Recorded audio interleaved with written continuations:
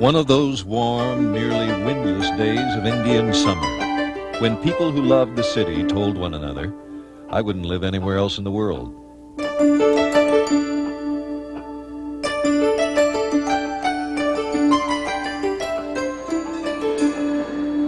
A very slow day for news. The space shuttle launch was postponed by rainstorms in Florida.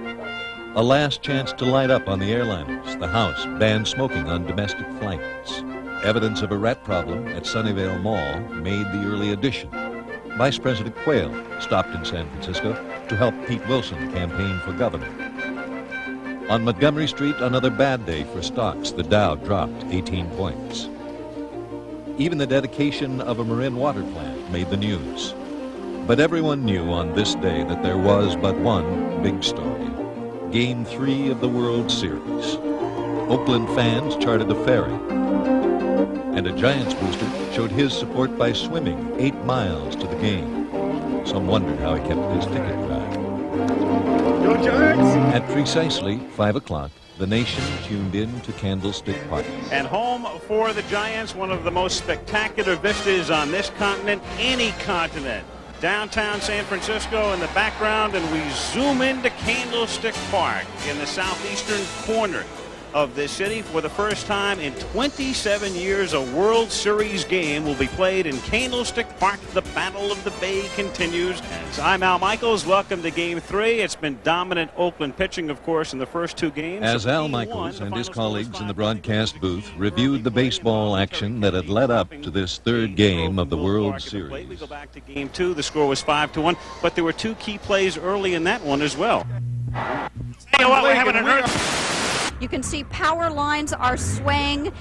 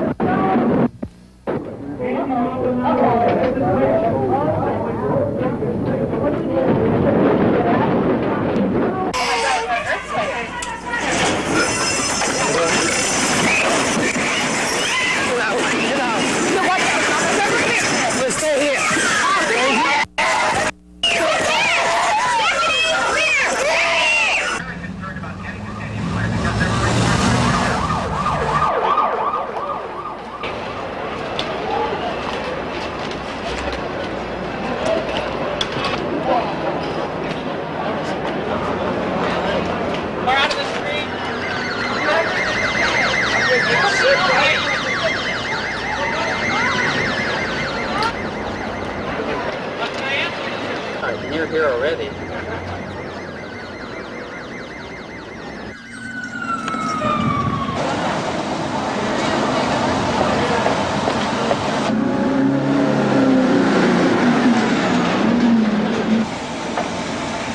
This is Cheryl Jennings in the Channel 7 newsroom. As you may have noticed, our power was knocked out just as some of the pre-game activities for the World Series was getting underway. That game is scheduled to start any moment now. A major earthquake, an earthquake which was felt from Oakland to Sacramento, as far south as Los Angeles. We have reports of major power outages in San Francisco and reports throughout the Bay Area. Pete Wilson is out at Candlestick right now.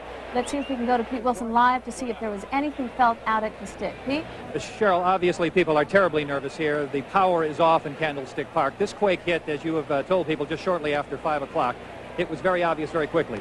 The building began to shake. It terrified people. There was yelling and screaming almost instantaneously. The cars here in the parking lot were rolling back and forth, literally bouncing on the ground as this lasted for several seconds. These folks quieted down very quickly, but there is considerable concern because, as we know, a lot of the Giants fans are from the South Bay, and that seems to be the direction of the quake. That's the biggest one we've ever felt. We were up in 32. We could see the whole upper deck was just going like this, and the expansion joint was just moving like that. The whole tower was undulating, and the catwalk was undulating, and the pole was moving like, I'd say, at least 10 or 12 feet back and forth like that. I don't want to stay in that place anyway. I was up in the top row, the last seat, and it was ugly. I've never felt more unsecure in my life, so helpless. But I'm safe and I'm happy. Ladies and gentlemen, we are postponing the game because there is no power in the stadium. There has been a power failure, therefore the game will be postponed. We ask that you hold on to your tickets, as rain checks will be honored. Thank you. All of a sudden it hit and I was, whoa, where am I? And I still feel real sick.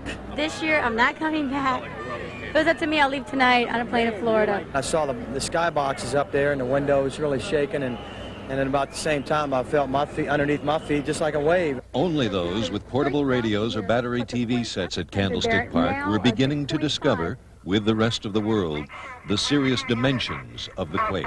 We're here at the UC Berkeley seismology station where they reported the strong earthquake at exactly 5:04 p.m. They have determined that the epicenter was exactly 10 miles northeast of Santa Cruz, 20 miles south of San Jose. That it is in fact a 7.0 on the Richter scale. Been numerous aftershocks since then. The magnitude of this earthquake brought down a 50-foot section, a cantilever section of the Bay Bridge.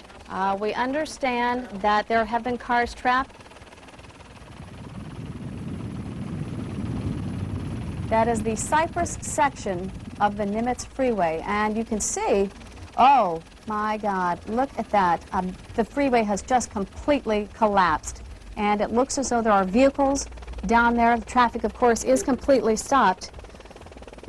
Oh, that's pretty frightening.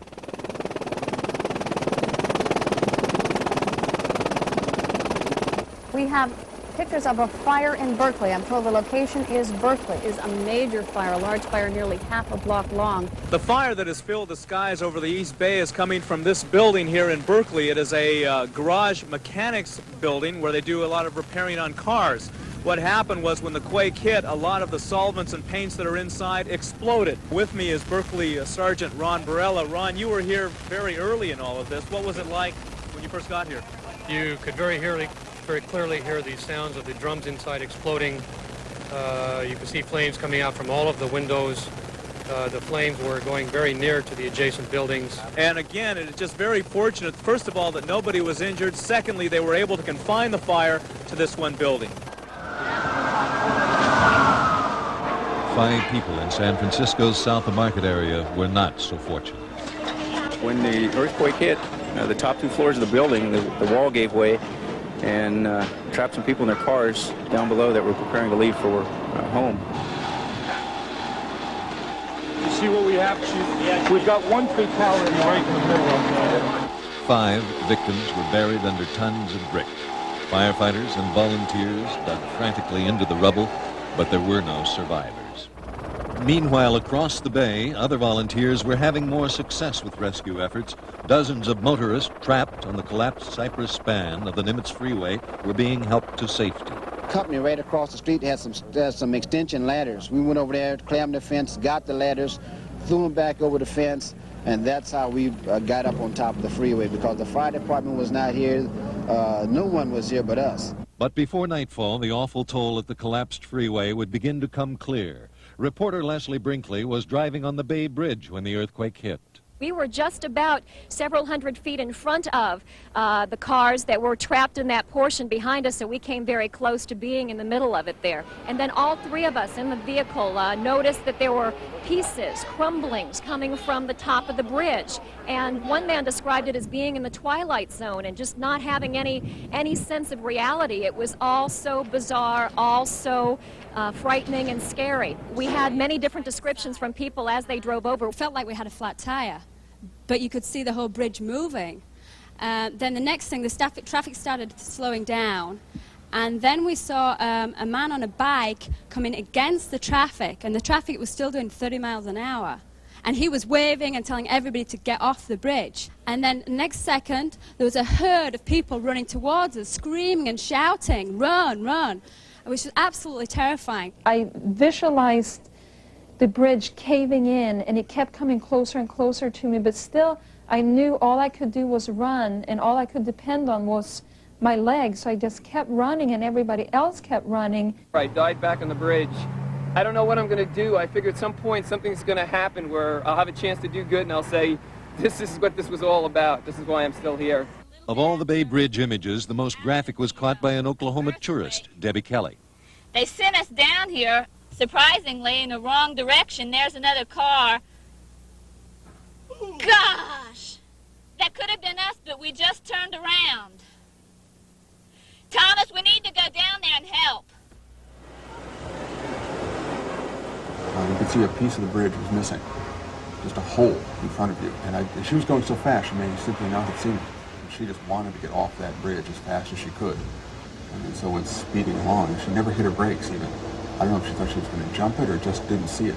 And she flew a full 30 feet in the air to the far side of the bridge and made a sound that is never going to leave my brain. And we flagged down a Coast Guard helicopter and got it to land on the bridge, and the bridge crews came and secured the car so it wasn't going to fall over. You're seeing a car that attempted to drive over this 50-foot gap in the Bay Bridge. It has been like a drama here. It has been dangling from the edge, the precipice behind me, and these folks are just getting rescued right now. It's been a frightening scene here. As you can see, just below me is where this crack in the Bay Bridge occurred, a 50-foot section. You see down there below the two cars that were on the upper deck when the bridge collapsed. They fell below. We understand that the people in both of those cars did get out safely. They're still in there! Still trapped in their car lay Sister Halanahu and his sister, Anafahi Kalasa. I noticed the space about 3 feet before we hit it. That's the last time I know. And I saw my sister, she was breathing. Her nose, her mouth, her ears, and she was still breathing. And I tried to wake her up, but she never talked to me, saying, that's it. I was lucky to get to be survived. I was being blessed.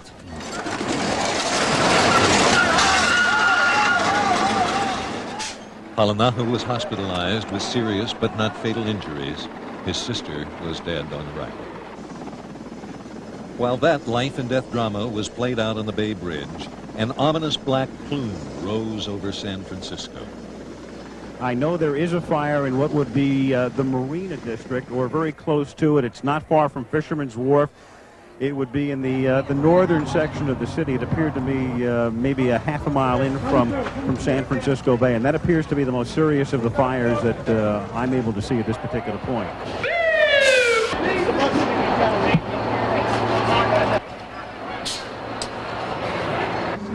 You've got serious problems, obviously. Go home and secure your residence. Shut off the gas, shut off electricity, store water, prepare for aftershocks, prepare for 3 days of no services. You got 90 minutes of light left. You better make use of your time. Go, prepare yourselves.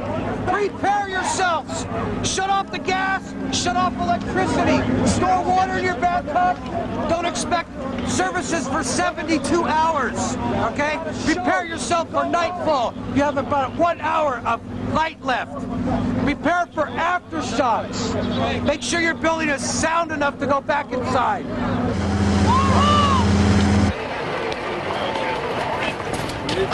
Okay, we are back live in the Channel 7 newsroom.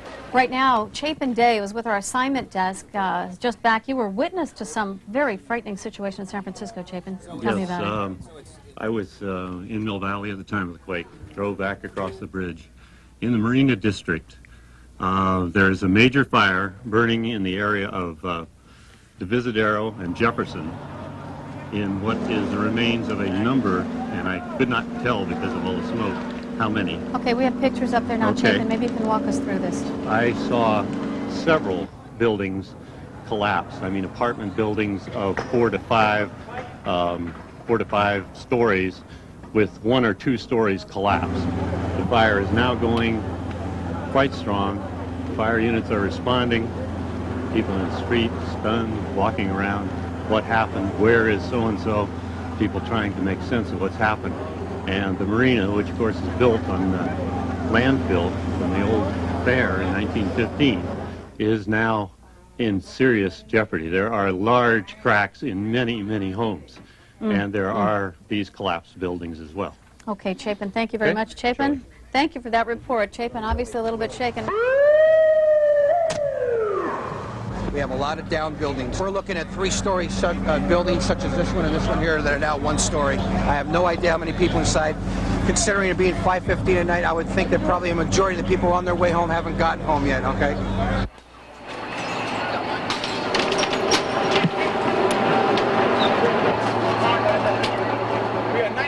lady next door, one of her neighbors says she's up on the 3rd floor in the back. 3rd floor in the back. Right next door, next door. Take a blow, bud.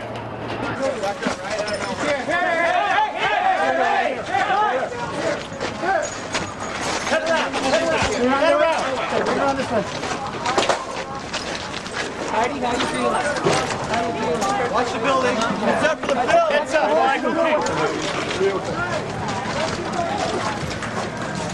Okay, let's keep everybody back this way now. To Laura Marquez, who is standing by to give us a live update. I'm at the corner of Jefferson and Divisadero.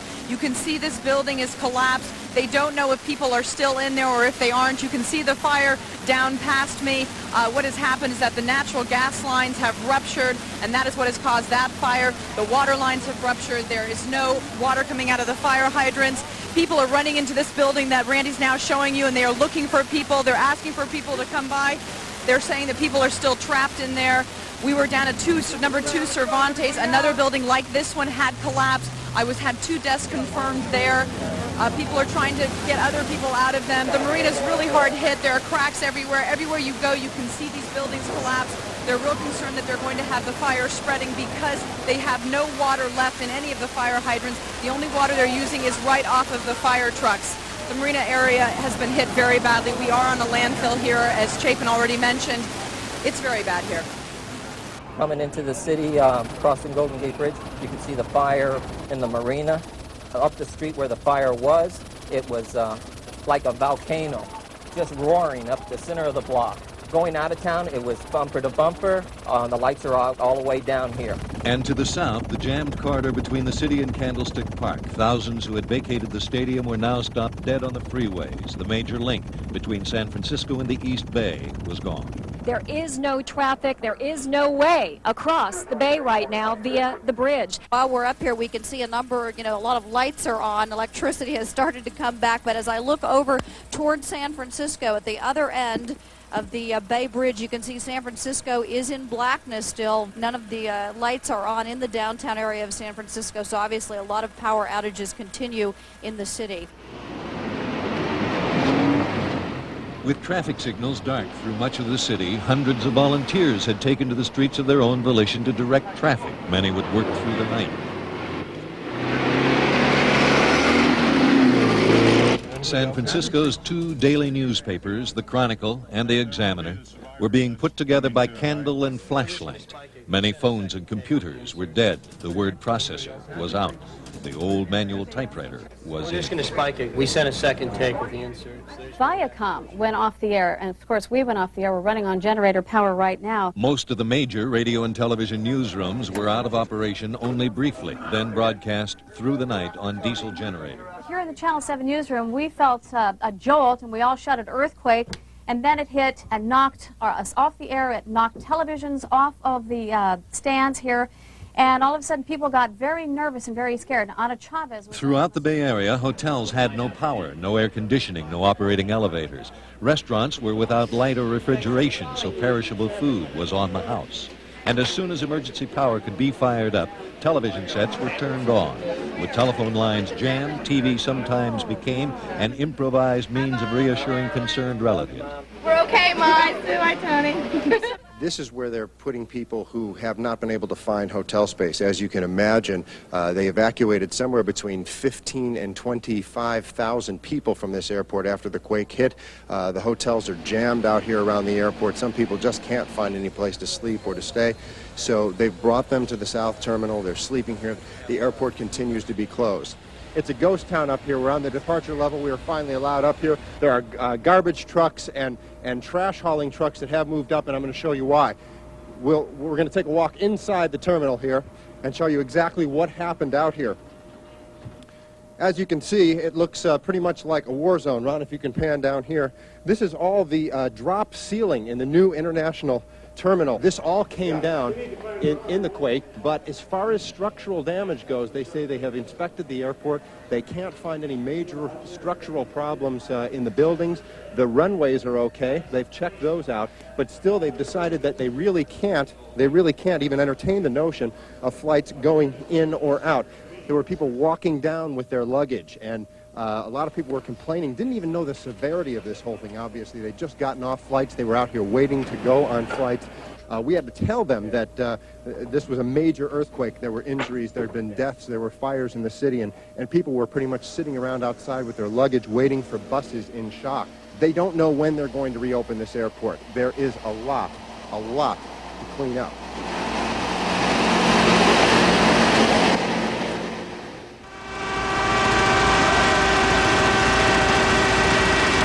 This is so much worse than we at first thought. We are down in Oakland.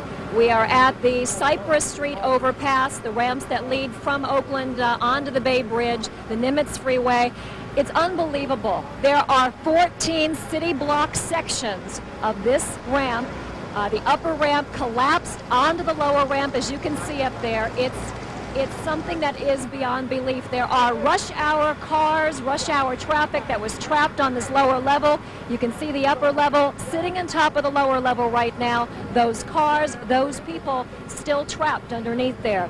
Right behind us, where you see the fire truck and ladder, a rescue is ongoing right now for a little girl and a little boy who are trapped in a car up there. Very few people have been rescued from here. Police have found some folks alive, some people dead here. They're bringing in heavy equipment. They're bringing in jackhammers.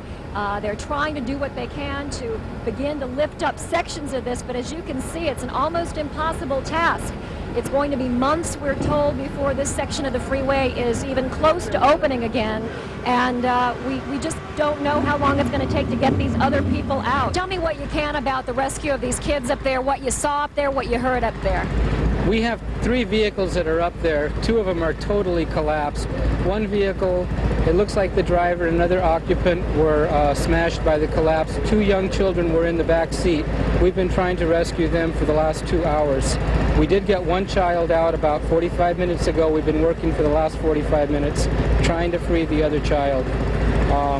It's real total chaos right now. It's going to take days, if not weeks, just to find whatever survivors and other victims there are in there. It's surrounded by police, it's surrounded by fire officials, surrounded by paramedics. The ambulances are going in and out.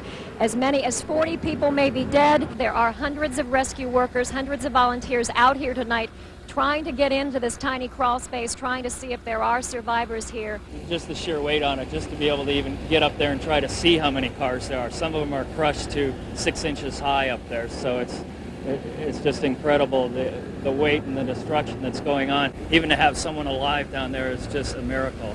There are voices coming from some of the vehicles on that lower ramp of the freeway, and there are hundreds of volunteers doing what they can to try to locate those voices and try to get in and save as many folks as they possibly can. A rescue is ongoing right now for a little girl and a little boy. The little girl, we understand, is 9 years old. Her brother is 6 years old. They are still trying to get those kids out right now. The girl was brought out to safety, but her brother was pinned beneath the body of their dead mother. Surgeon Jim Betts and a colleague made a difficult decision. Decision was made at that time to actually remove as much of her as we could, knowing that we couldn't totally extricate her. The other surgeon and I decided that the best way to do this would be to literally divide her body, and that's what we did. But the 7-year-old boy was still trapped. Dr. Betts had to amputate a leg to get him out. And I literally had to lie on my stomach on the corner of the back seat of this car to reach down inside to get to his leg.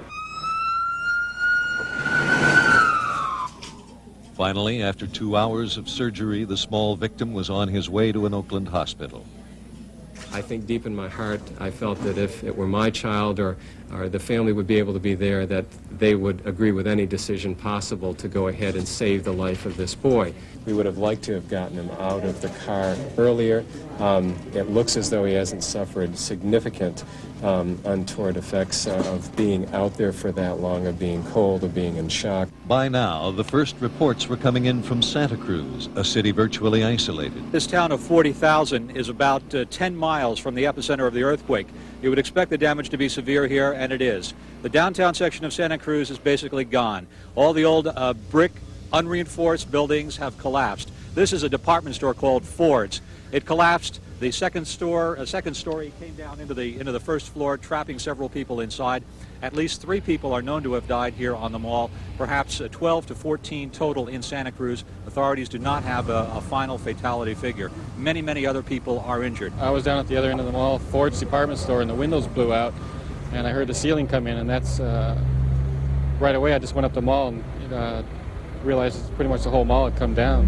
And there was a woman screaming inside the Ford's department store. About 10 of us jumped in right away. And since then, we've been up and down the mall trying to find anybody else. Have they found other people? As far as I know, they found another man here, and they think there's a woman in there because they heard her crying for help. So they're trying to find out. They had rescue crews in there going brick by brick, but the tremors kept bringing everybody back out. You felt that too, right? Here we go again. Everyone looked really shook up, and then just a lot of people seemed more relaxed half an hour later. And I see the fire crews came running out right after that little tremor too. This whole building's ready to come down. You can see the whole corner. The whole corner is just bricks keep shifting and stuff. I guess what happened, they heard a woman's voice for a while, and things shifted like now, and things started dropping again. They haven't heard her since. A couple of trees came down on cars, but mostly I think every window in the mall was blown out. Water pipes were shooting. It smelled like gas. Every gas line was broken. People are camped out on their front lawns and will be sleeping on their lawns tonight as aftershock after aftershock continues to roll through this area. At one large retirement home, people in wheelchairs and crutches are sleeping in the parking lot rather than stay inside their old home. The problem here is unreinforced buildings. The second and third floors of these buildings have been vacant for some time because of the fears of earthquake damage. When the earthquake did hit, it was the people who were inside on the first floor who bore the brunt of that damage. Santa Cruz, Watsonville, the areas further south are all getting this sort of damage in these older buildings.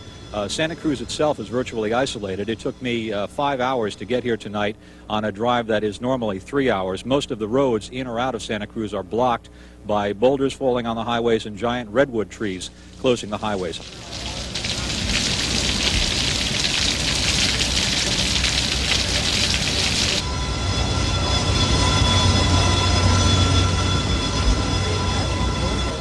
Meanwhile, in San Francisco's Marina District, Laura Marquez was reporting on fears spreading before the flames. Well, you can see this block of Divisadero is practically entirely on fire. The house on the right is the first one that went, and it went because of a natural gas main busting.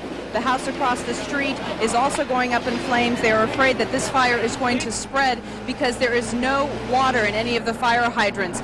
The fire departments are coming up across from the Marina Green, and they are pulling up hoses. A lot of the residents from the marina are trying to help them pull the hoses.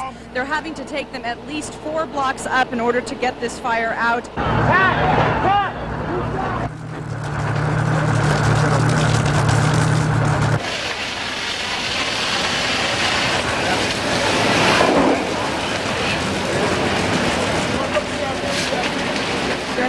A couple of deaths. They believe at least a couple of deaths. There has not been any confirmed, but they do know that one person was coming out into an ambulance. They don't know how many people are still in some of the buildings that have collapsed. They are not sure that some of the buildings that were 4 stories now look like there are 2 stories completely underground. They're trying to get this fire out. They still have not been able to shut off the gas, and that is the biggest problem. They're trying to find out where that is. So they're telling everybody to evacuate, get out of this area. Please stay away from the marina area. And of course, don't smoke. Some people are, I know that sounds foolish, but some people are even doing it back on the Marina Green. You had to tell them to stop.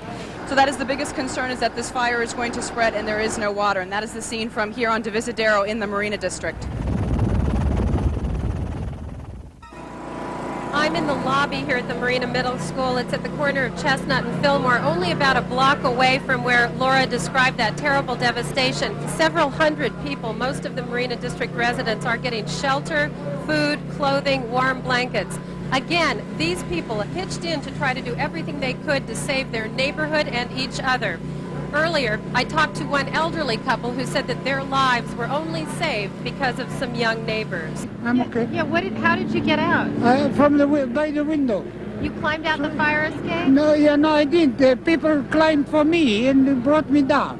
People we never knew and they never knew us, but they carried us in their arms down the stairs, and they didn't leave us 1 minute.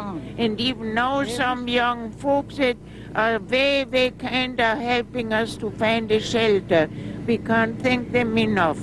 But we lost everything, and all our places in shambles, and our bodies are probably dead, and we lost everything. Try to find more food and drinking water and portable toilets, because the facility in this building is off. And I try to find that one for giving the more secure shelter for the victims.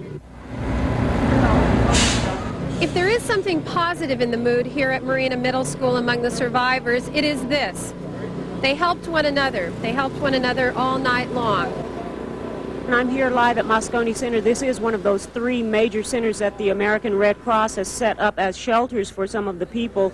There's been a steady stream of the stranded coming in here since about 6:30 tonight, when word got out that there's food here, that there's water here, phones, and that people are safe here. A lot of people have been worried about looters on the streets or just where they should go. This is one of the places where they've come. We work over on Market Street in an older building, and it seemed like a safe place to go.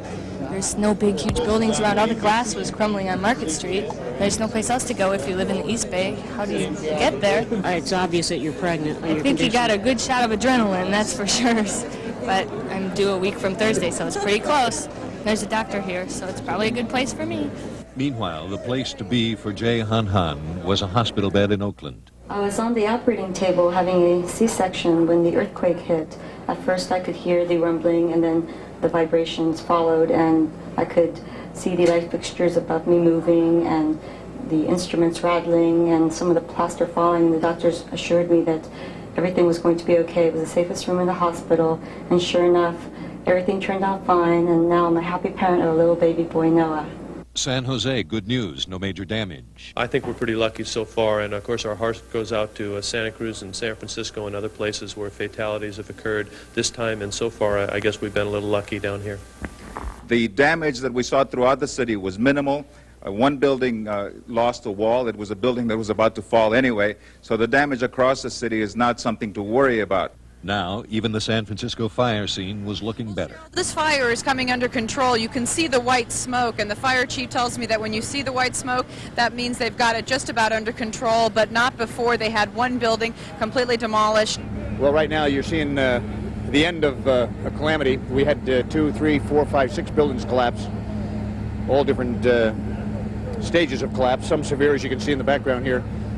Whether there are people in it, we don't know yet. There's an adage. We have search and rescue teams, but we're going to wait 6 hours or so. If they're not dead now, with 6 hours they'll make it, but we have to get engineers to see that we're not going to compound the hazard by sending our men in there. Mayor Art Agnos returning from a helicopter inspection of his city. Well, the city seems in reasonably good shape. The lights are out in most of the city, although the emergency light seems to be on in those areas like hospitals and those kinds of facilities. The most serious problem we can see from the air is a tremendous traffic jam, mainly in those areas trying to leave the city. We have no reports of any disorder at this time. Everybody are being good citizens, which is something we would expect to San Francisco. What is fire in the marina is all right? The fire in the marina is under control. It's dying down right now. The biggest problem I could see from the air, as I said, is tremendous traffic problems. Our fire stations are up and running. We've just put out a major fire. There are no others in the city, so things are under control. We want people to... And across the bay... I'm at Jack London Square in Oakland. Jack London Square in Oakland. This was the site of a A's rally earlier today. There's a big screen TV set up here. Now it's the site where people are coming off ferry boats from San Francisco. It's really the only way that they are getting from San Francisco to their homes here in the East Bay. That they're going to be home safe. They're going to be home very late, but they'll be home safe tonight. We have quite a bit of damage in the downtown area, mostly some rubble from older buildings and also from some new buildings as well. I think it's the AT&T building, also in downtown. It is one of the newer buildings, so this earthquake did not show any favorites. Old buildings and new buildings alike were damaged throughout the downtown area. As driving through the East Bay, we were in Berkeley and in Oakland for the most part, and it was a strange sight. Whole entire blocks would be out, yet one block over there would be lights on, and you couldn't tell that there was ever any problem. So it's a very eerie situation. We talked to some people at a BART station. They did not know when the trains would be running again, other than to say it was going to be several hours before they checked that out. If there's any words of wisdom that we can tell you, it's please stay off the street. Let us bring you the pictures, and just stay out of the way, because downtown is a mess.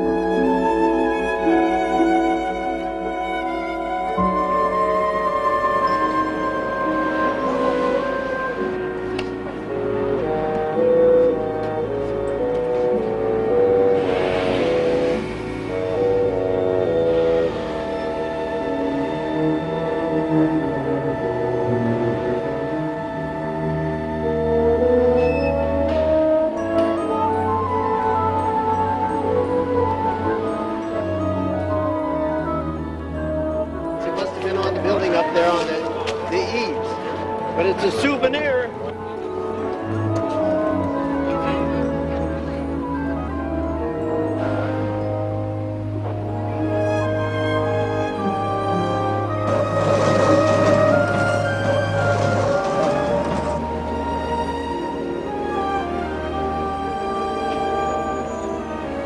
Been through the 5.4 in Livermore, about 3 miles from the epicenter.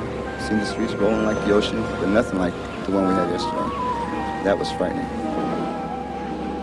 I work down the street down here, and I just slept in the office. I couldn't get home last night because the building I live in, there's no elevator, and that shut down, no water, no gas, but I feel pretty good.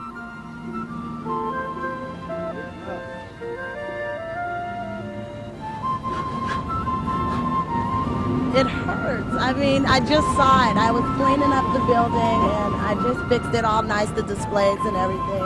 And now everything is just shredded. It hurts. And the store shelves were all down, and they told them it was an earthquake. And I was like, oh my God, I can't believe it. I see all the people that died on the Nimitz Freeway and everything. I just feel sorry. My heart goes out to them. It really does. We went under the second deck, crawled in and looked around, and all we could see was pinned cars. When we called out, was anybody alive?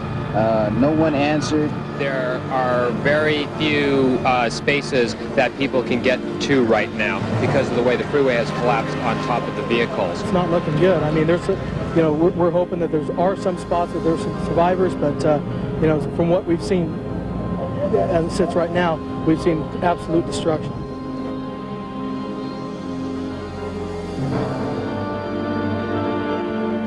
We believe that that it's not likely that there are any people alive still on that freeway in any of those vehicles.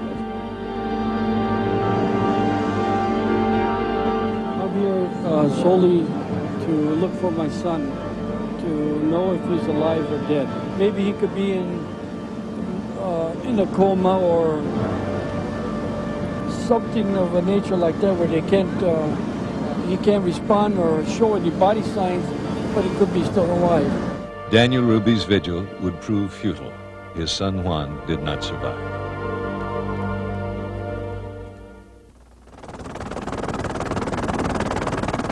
With daylight and improving communication links, the quake's full geographic scope could be mapped.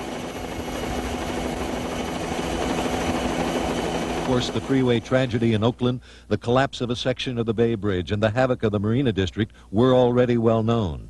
So was the destruction in Santa Cruz. But now it was becoming apparent that damage was spread from suburban Menlo Park to Los Gatos, to Watsonville, and through the tiny communities of the Santa Cruz Mountains.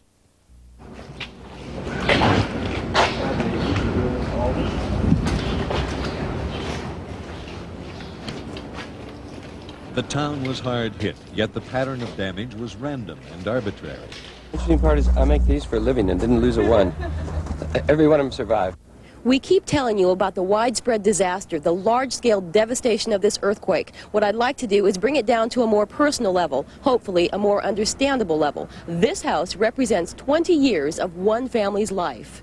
The Fromes and family friends have made this house a home. Their $550,000 nest is demolished. They had just finished remodeling, new paint, new wallpaper, floors refinished.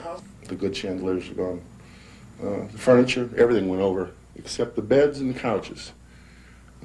Everything else was on the floor. The Fromes restored antiques. They salvaged what they could. They have no earthquake insurance. They do have memories. They are precious. We've done restoring of the furniture, staining, and we put a lot of work into it besides collecting it. But we're okay. It's amazing anything or anyone survived.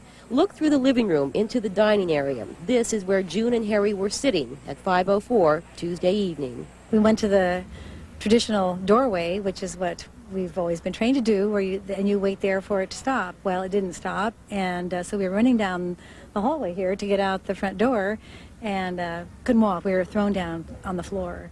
The house actually sunk 4 feet. It shifted 6 feet off its foundation. This is just a representation of 30 other Los Gatos homes which suffered major damage. Some are worse, others not so bad. And in Watsonville... Attention, this is the Sheriff's Department. Many buildings are structurally unsound and subject to falling. You are to leave the area immediately. Please do not cross the barricades that have been put up.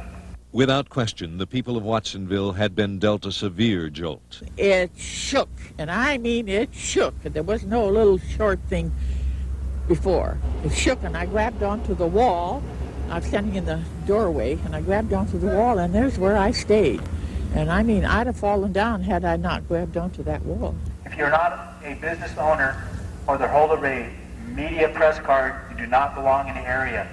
Many buildings are structurally unsound and subject to falling. You are to leave the area immediately.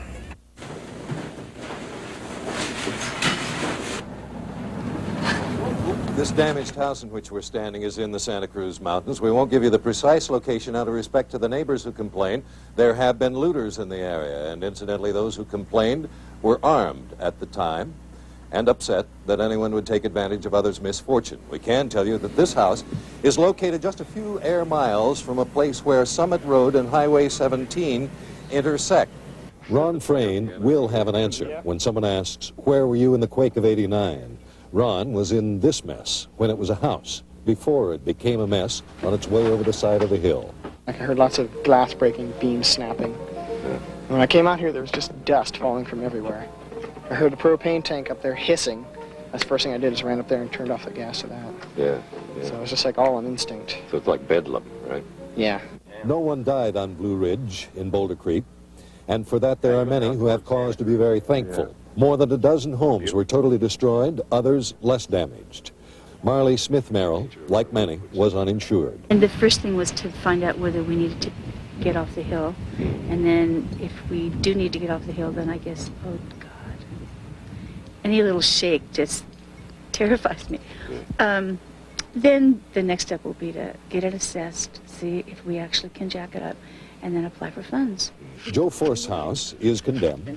He says it's a wonder that he wasn't condemned himself after what he went through so near the epicenter. I still don't know how I managed to get onto the floor and be able to stay there for any amount of time. I've been beaten in the head by so much stuff. I mean, it could be possible none of this ever happened. When Joe and friend Phoebe collected themselves and his mother, they strapped into the seats of his pickup truck to ride out the aftershocks. It was rough on Blue Ridge outside Boulder Creek. Murphy! Murphy! Joe! Murphy's alive! He is! He is! Murphy, come here! Kitty, kitty! He's alive!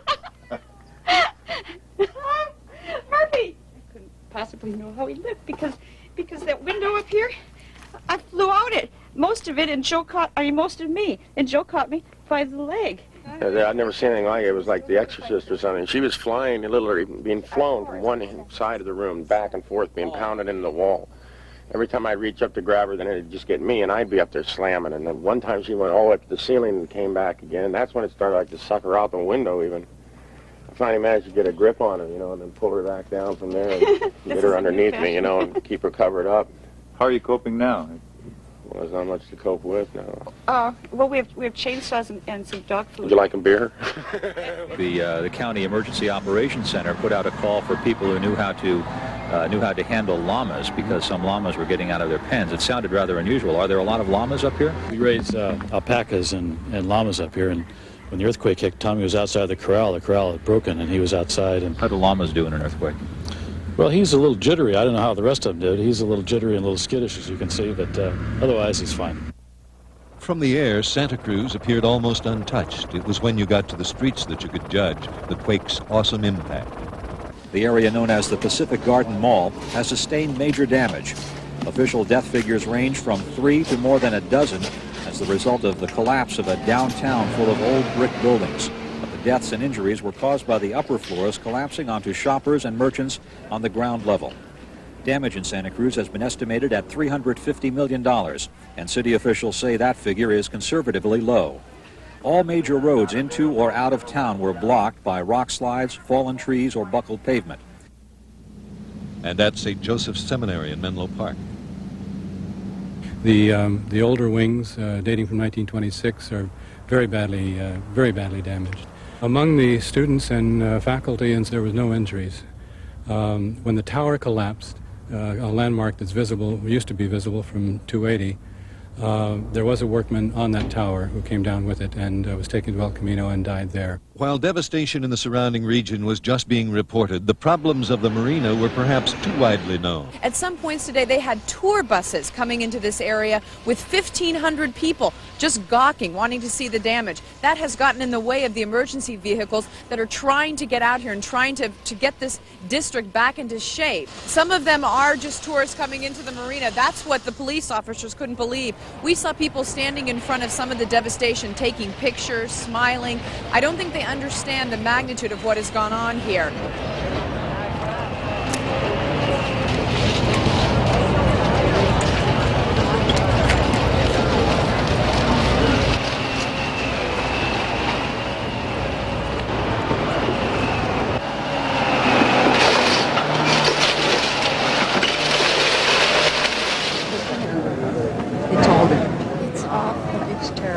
I don't believe it, what's happened to him. From citizens of the marina, many kinds of human reactions.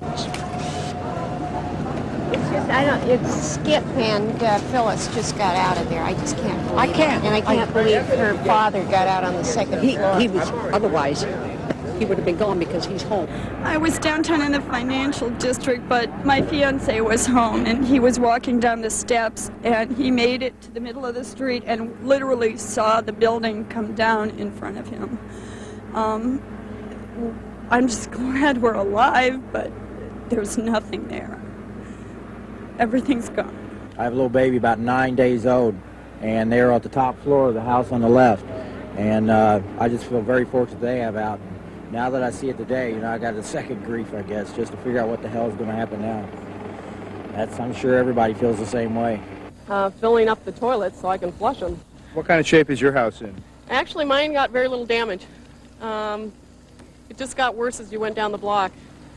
So, as a matter of fact, except for some of the china in the dining room, none of my dishes broke, or really nothing was out of place.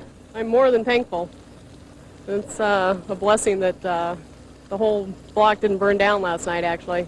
I just saw the chandelier shaking, and I was just thrust forward towards my front bay window. And I didn't realize I was at ground level.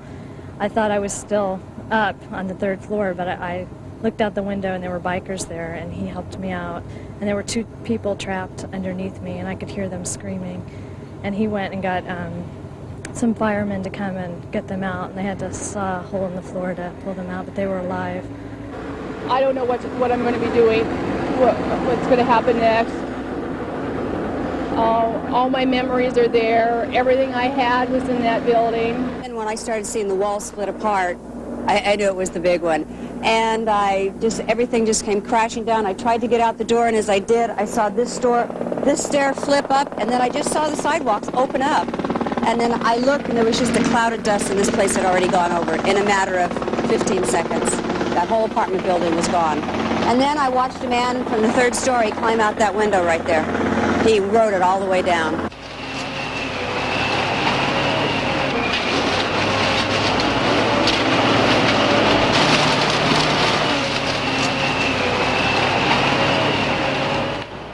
Two additional notes to that first morning in San Francisco's Marina District. Vice President Dan Quayle made a brief tour of the ruins.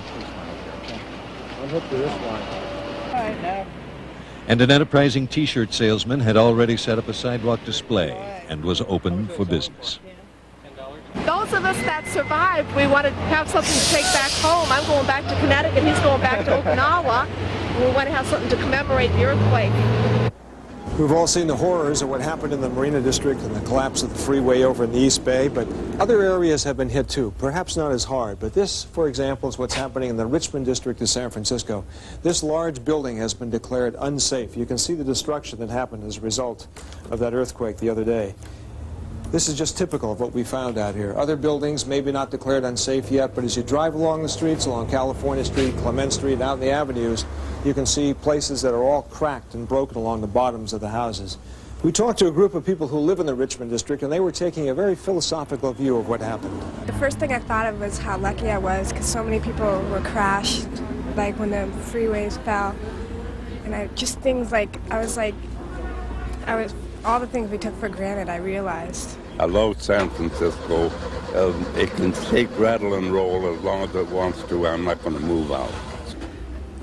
Just as long as family and friends and the city can get back together, I'd never leave here. Well, I've just noticed that people have been a lot kinder to each other the past couple of days, and unfortunately that probably won't continue, but I wish it would. What you found out is who you could count on and who you couldn't when the quake happened, because I was in a high-rise building in the financial district. Some of the people banded together and helped each other. Others just scattered and went their own way and were only concerned with themselves.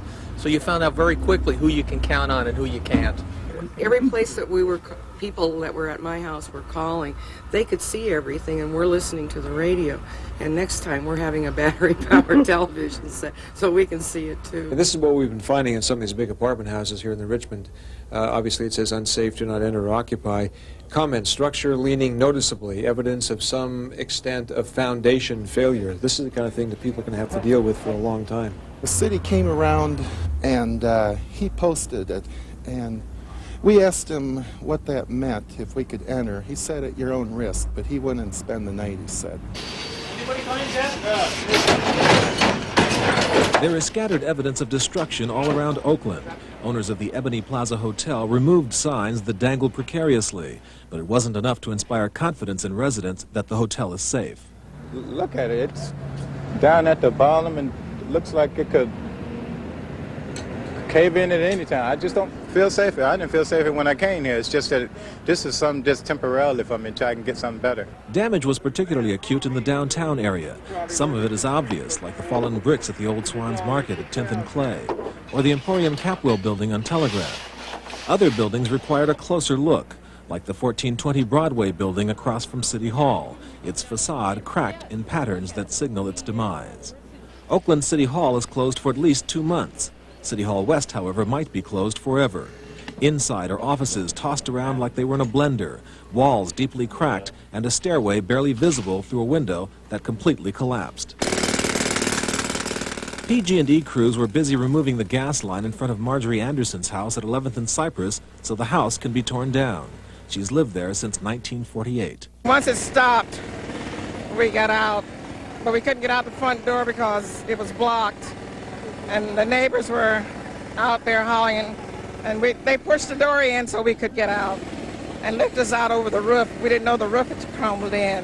84-year-old Mahalia C. Williams isn't sure about the fate of her West Oakland home of more than 30 years. She's just glad to have survived. I just thank God that I was blessed. I said, save me. I said, Lord, have mercy, save me, save me, save me. And I felt happy and glad, it came on out.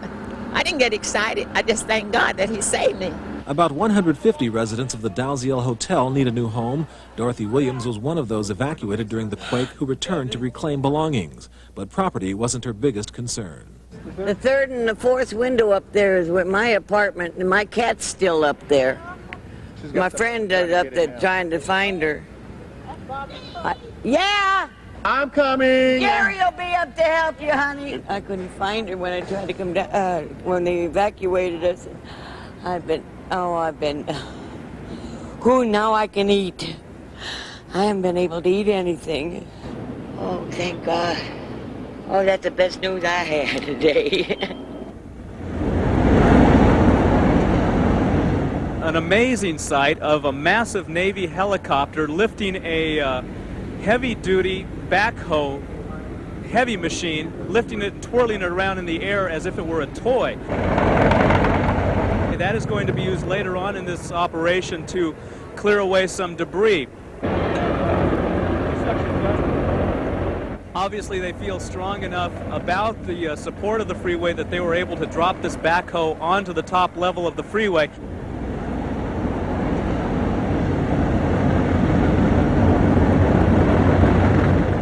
Heavy equipment began rolling in before dawn and continued throughout the day. Many of the trucks, bulldozers, and backhoes were brought in by volunteers. Others helped in other ways. Billy Kelly spent the night squeezing through the rubble, looking for survivors. You could hear voices screaming, help me, help me, help me, until the fire just started. Then you don't hear them no more. Rescue teams are trying to keep their hopes up, but they aren't optimistic, and it's easy to see why. The upper deck of the Nimitz gave way and flattened dozens of cars for almost a mile. The driver of the Chevron truck stopped just in time. It's a slow, difficult job and one that will take days and weeks. What they are going to plan to do throughout the evening now is to separate the top and bottom levels of the freeway. They're going to put in massive beams to support the top level and separate it from the bottom level. They will then fly in by helicopter a huge cutting device that will then cut the top layer of the concrete. They'll pull that out, bring the cars out, and bring them down to the ground.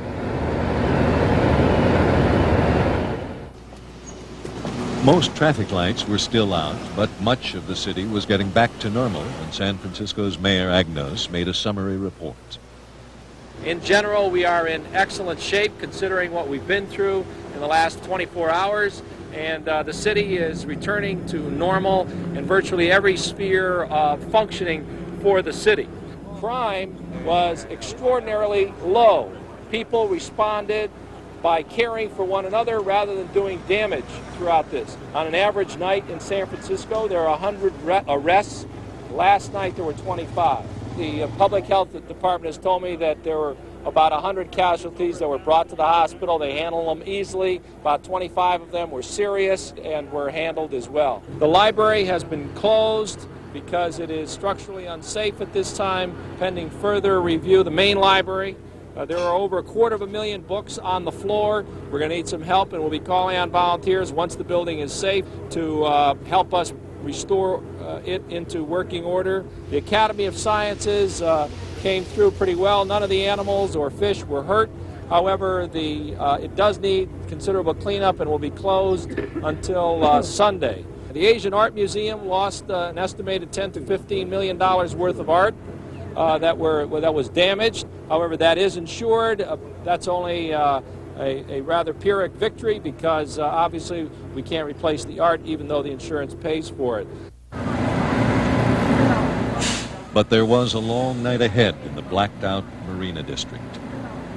It's a lot of people, a lot of tension, a lot of nervous energy, and people just pulling together. People came to us for coffee and tea, and when we didn't have enough, they asked if they could help out. So it's everybody just kind of banding together. It's unbelievable. It's just amazing. And there's food lines going and housing going and seniors on this end and people just coming from their homes wanting to volunteer like we did.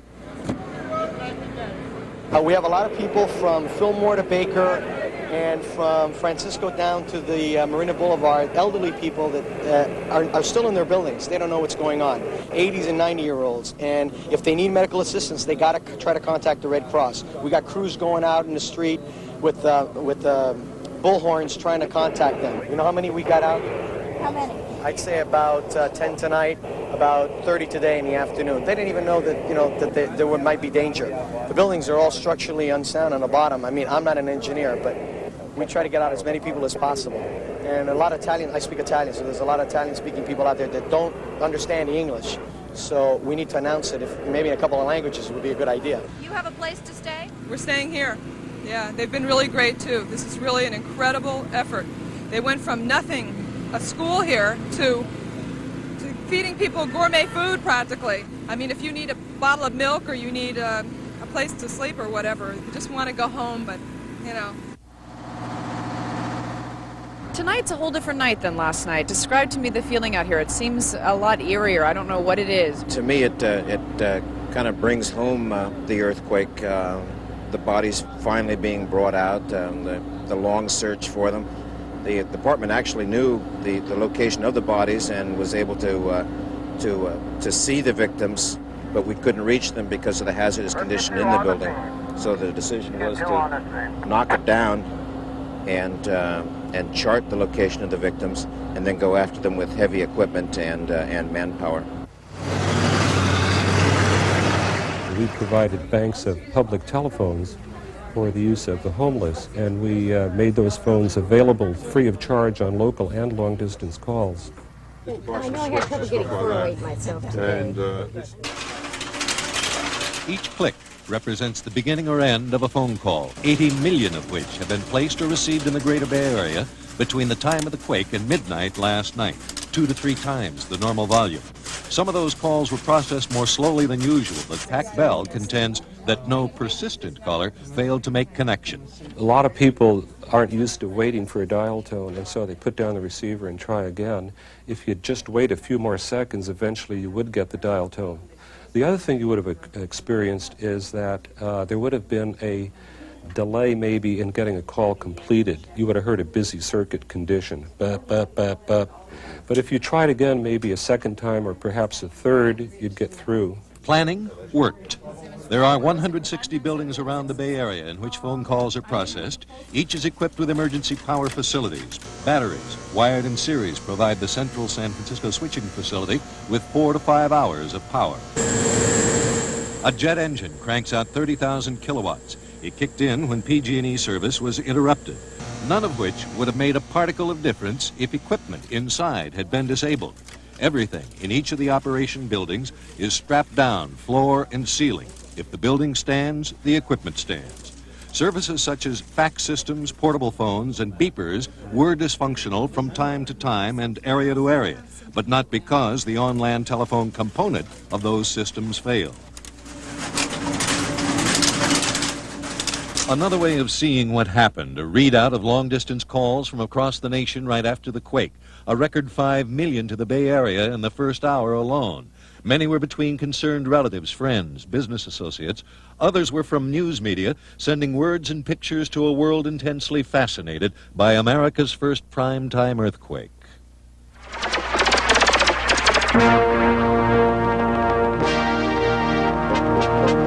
이번 지진으로 가장 피해가 심했던 오클랜드 지역의 우리 교포들의 피해 Ancora piena emergenza, San Francisco.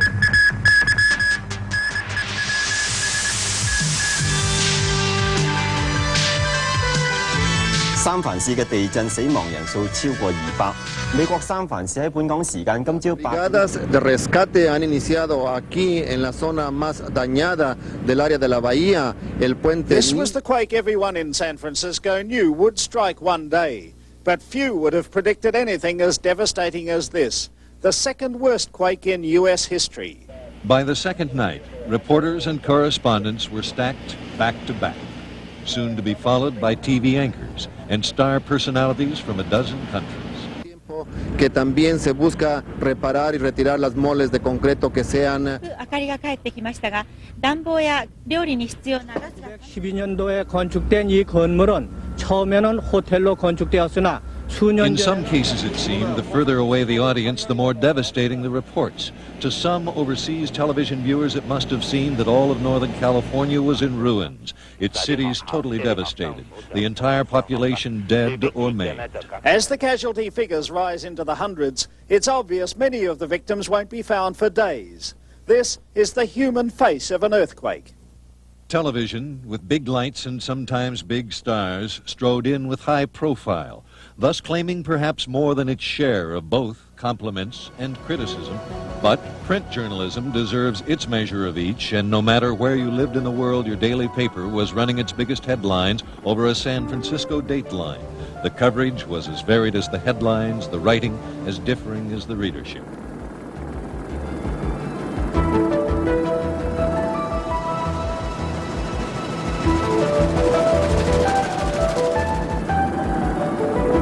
The Chronicle and Examiner had a couple of thin days with their main presses out of commission, but none of the local dailies missed an edition.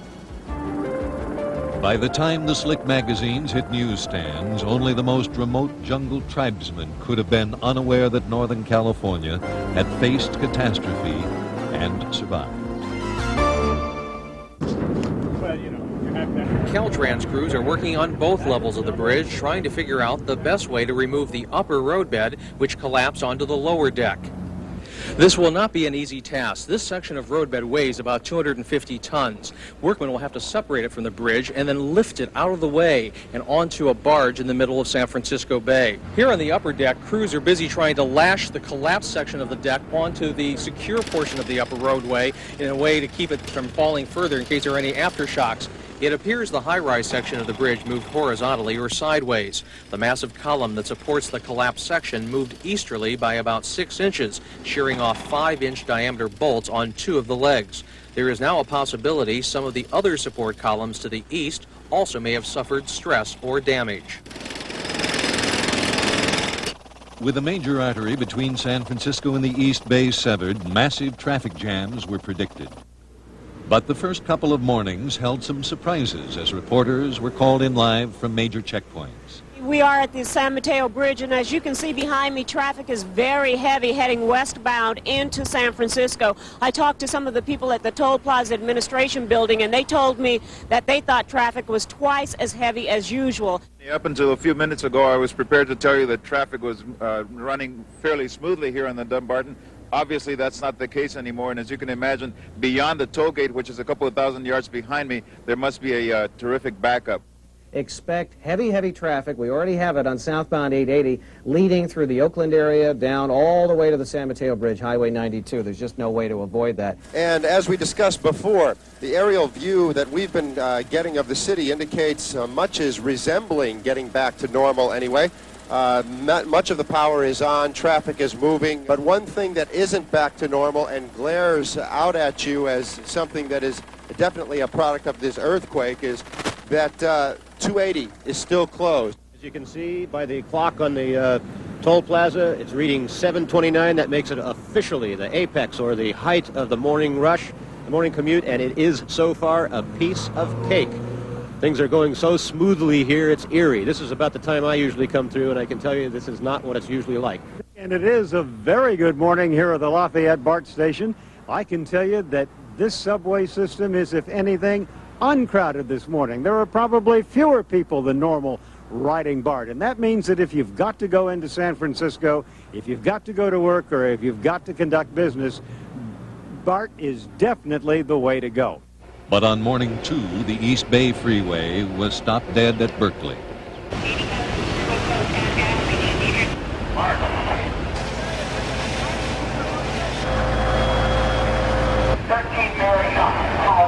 The Hawkins Company has been in business making signs for the past 41 years. They were in the process of repairing damage from Tuesday's massive earthquake when this happened. The fire was started by a welder repairing quake damage. Ironically, the company was making emergency signs for the earthquake aftermath.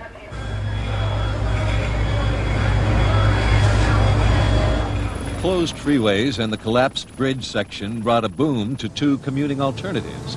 Bay Area Rapid Transit, BART, had been crippled briefly by power failures, then closed for a safety inspection of its transbay tube. But now, people who had at first been hesitant to venture into its tunnels were boarding BART trains in record numbers. An improvised armada of ferry boats was fanning out across the bay. A fleet of sightseeing and party boats were pressed into service to augment the existing Marin ferries, and more craft were brought in from Seattle, San Diego, and Catalina Island.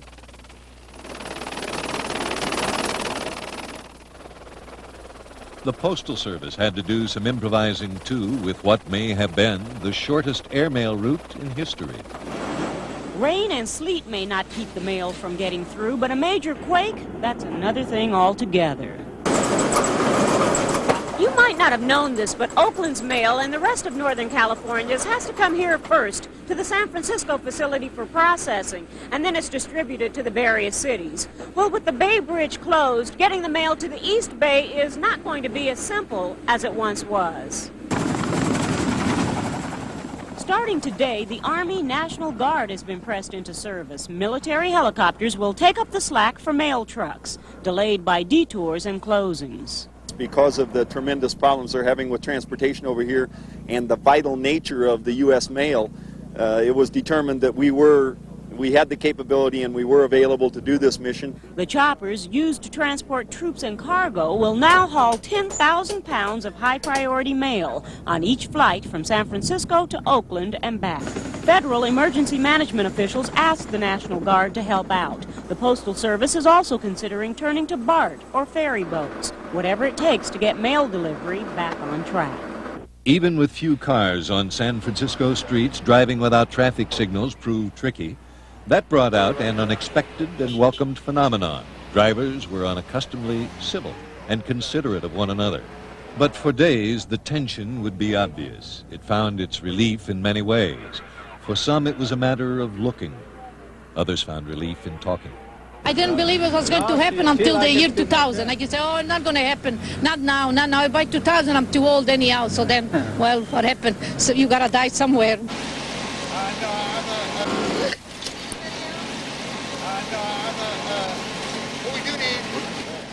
As often as not, the tension broke with unexpected tears. In the rubble of the Santa Cruz Mall, survivors had been found, but as night fell and aftershocks continued, the ruins had become too unstable for further search, and reluctantly, officials closed off the site. What used to be the ceiling and the walls is now the floor. They dug as much as they could. We used search and rescue dogs to ascertain if there was any type of life they could detect in there. We've done it 3 or 4 times all day, and we've used 4 different dogs. None of the dogs could give any sign that there was any sign of life at the bottom of that pile. Yet, the next day, the friends of one missing woman were still holding out hope. And then... You're looking at a picture of the Santa Cruz County coroner's van, and when it arrived on, it confirmed everyone's worst fears here, and that is that the young woman who has been trapped for 2 days inside one of the buildings at Pacific Garden Mall has been found dead. Behind me now, Santa Cruz Mayor Marty Wernham is giving a press conference of sorts. She's telling everyone, members of the press here, that indeed Robin Ortiz has been found. She's been found dead. She's saying this is a terrible tragedy. Behind me you see some of the dead woman's friends. They've been here for 2 days. They're comforting one another. Some of the crowd here was yelling, "Tell us what's happening, not the press." That's been kind of the attitude, but the mayor feels that this is the best way to get the word out. The police and rescue people had been heavily criticized throughout this search for not continuing after dark, but as we reported to you last night, this was a very, very dangerous situation. These people are beside themselves. One woman has fainted in the crowd. Can you see this? They're being taken away. It's a very emotional scene here in Santa Cruz. People are quite distraught. We've been here for 2 days, and I feel as if I know this woman. Robin Ortiz is the latest victim of the earthquake. In San Francisco, emotional frustration for a different reason. Hundreds were waiting to hear if their buildings would be torn down. I can't get to my house. I can't find out anything. I don't know. It's right there. It's right there, and I have no idea whether or not they determine if my building is is one that has to come down. This whole street is pretty much devastated. These guys won't let me even pass the gate, and that's what's frustrating. I mean, we've slept on the floor in the street last night, and you know, it's kind of it's frustrating. You can see that the building's not safe to inhabit. It's collapsed on the first floor, but if I could have 15 minutes just to take out my most personal belongings, I don't want to carry out a TV. I just want to get letters and stuff, pictures and stuff like that. But I think the chances of that are probably slim. It would turn out, eventually, that exact solution was allowed to some. 15 minutes at your own risk. These people are trying to salvage at least something. They have 15 minutes to get all they can. Throwing it out the 4-story window is the easiest way. So if it doesn't survive the fall, that's better than sitting in there and being buried and lose it forever. What was the most important stuff to you then? Well, the documents. Oh, and IRS information and bank books and checkbooks. We don't carry checkbooks with us. We had nothing to write checks on. Oh, I'd go back for everything, but I wanted to get out first. It was so terrible. Both of these women, now homeless, are living with a person they met just days ago. But these two ladies are with me, and we're just doing the best we can. Thank goodness I can do something. We're just muddling through, aren't we? We're muddling through, and they're gallant. They're really gallant. You know, I haven't seen a tear. If we're going to have any kind of luck at all, it seems like we might have this kind. And I guess if we didn't have bad luck, we wouldn't have any luck. People must take their belongings out on foot because the marina's closed off to cars. But one man's coordinating a U-Haul pickup along Marina Boulevard for anyone who needs it. If you want to try to bring your stuff out this intersection here, and then I can just pull the truck up and load it up. Buildings are shifting in the marina day by day, sometimes hourly. Yesterday you could see this white building's door, and the one next to it you could see the garages. But they've both fallen down one entire level. These are the anxious faces of the people who live in those two buildings. They want to get in to save at least something, but they won't be able to. A lot different once you're in there than looking from out here.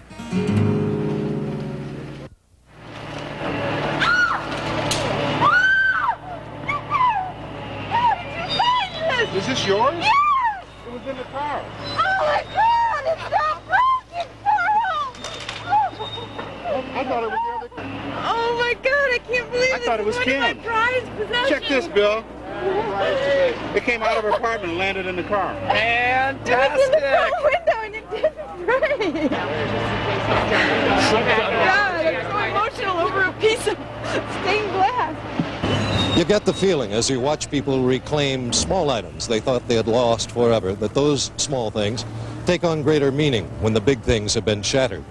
And they were able to do that in this building because of the fella sitting in the cab of that big piece of equipment. He has operated the thing like a surgical instrument. He's Mike Fitzgerald. Well, they told me to be careful.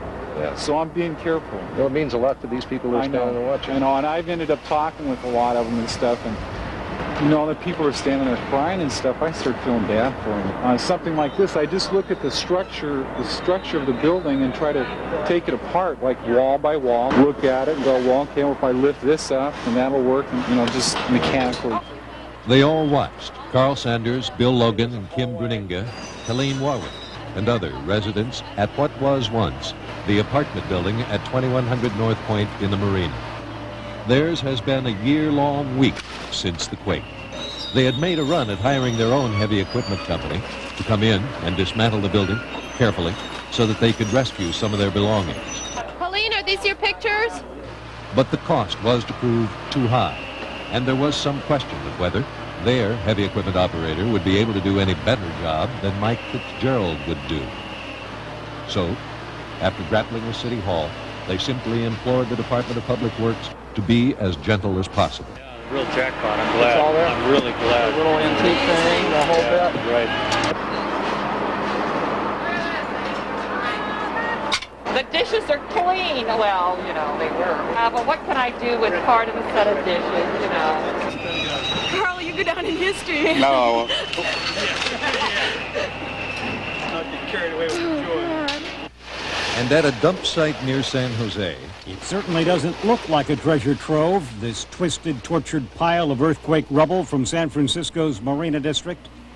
But this tangled junk heap is formed from the walls, the roofs, the furniture, and the knickknacks that the quake toppled and bulldozers finished off in a sort of post-earthquake coup de grace.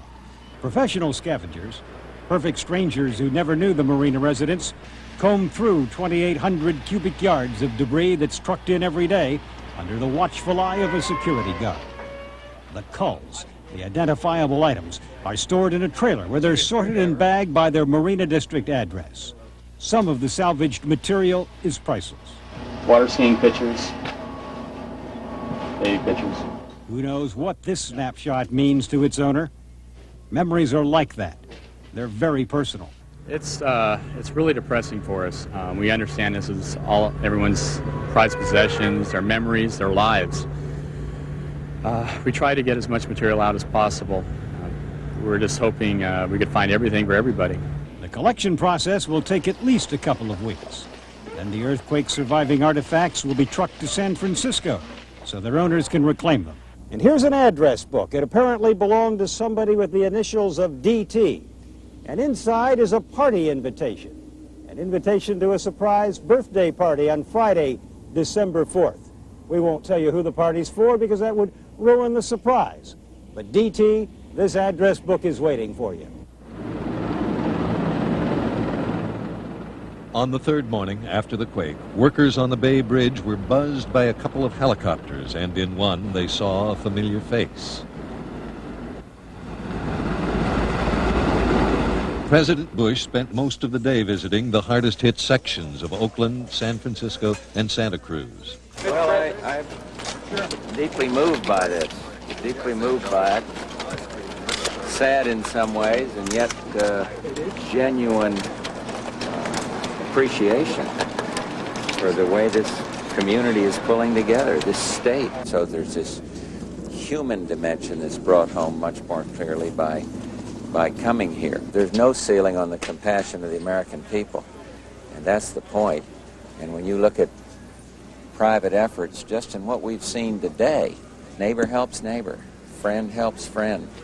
People reaches across and tries to lift up those that are hurt. And so I don't know how you put a price tag on it, but that is the American way. Near the epicenter in the Santa Cruz Mountains, large cracks showed geologists that the Earth had moved not just horizontally, but vertically as well, something scientists had not expected.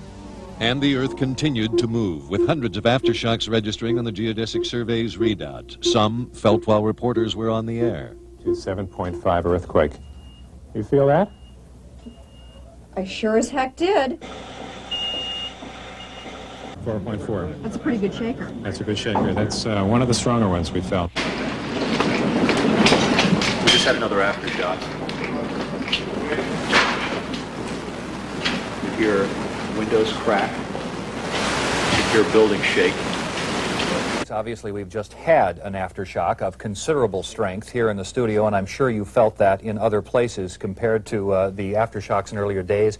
I think a bit stronger this time, though hard to tell. Aftershocks made it especially dangerous for workers on the collapsed freeway. For more than 60 hours, they had recovered only bodies, and then a rumor someone in there was still alive. That is not a well-lighted area. It was still very dark up there. Okay? The person may have just seen a shadow moving that may have caused an appearance of a body movement. But it was no rumor. He's coherent, he's waving, he's hollering to get him out. And the first thing he said was, "Thank God, I'm alive."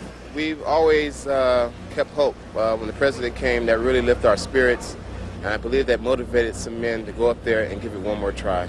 Over 4 days, 57-year-old longshoreman Buck Helms had been entombed beneath tons of concrete and rubble. Everybody was very professional. Got the man out as quickly as possible. When we were pulling this man out, you could drop a pin to total silence.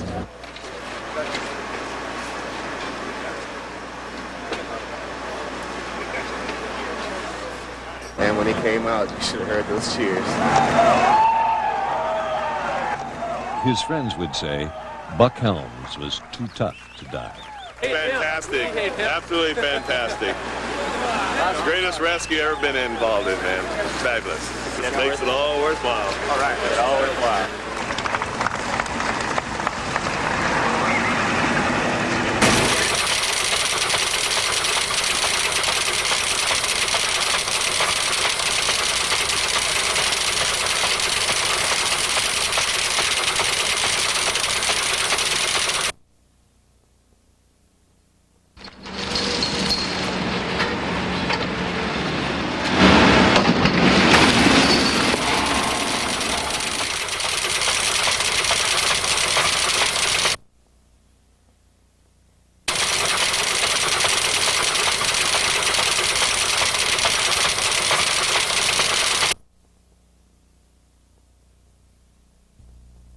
10 days after the quake of '89, Candlestick Park was again filled to capacity.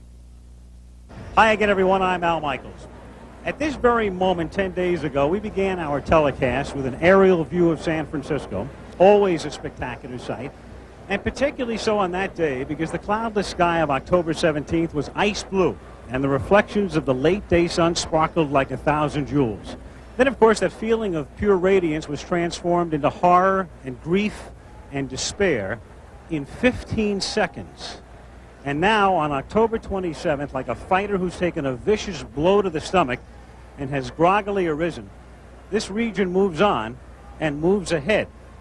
And one part of that scenario is the resumption of the World Series.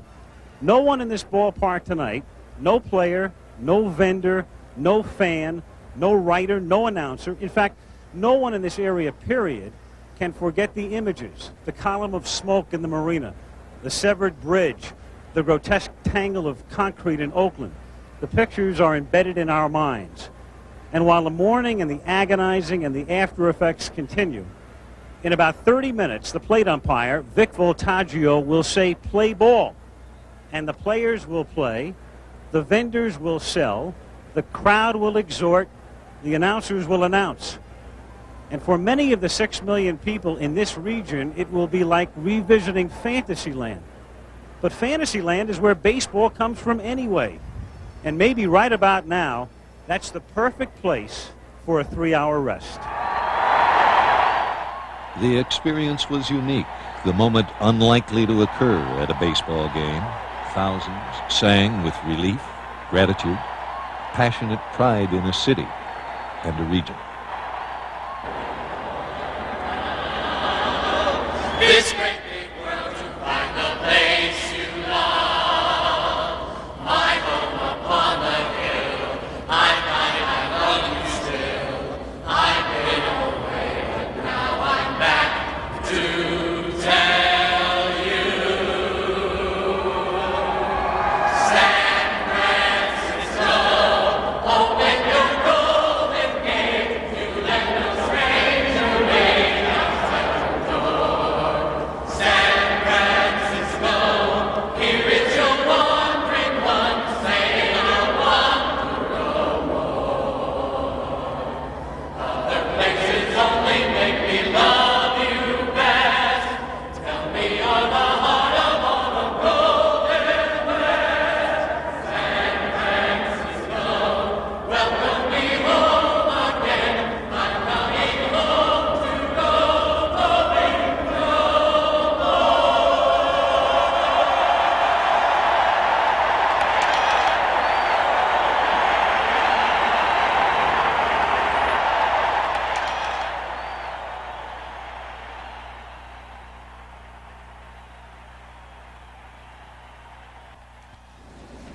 This is KGO. I don't think so. You didn't know what was happening after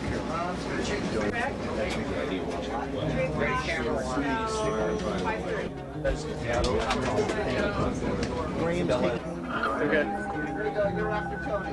You're after.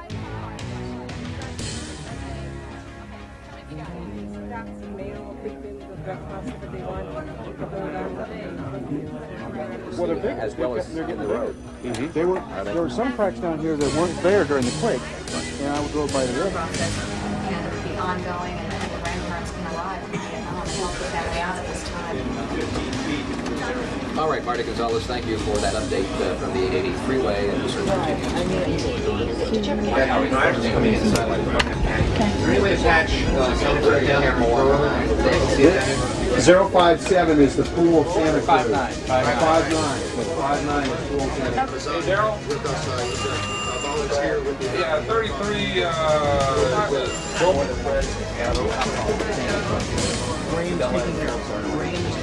Dave Graham should come down and show you. He's going to give me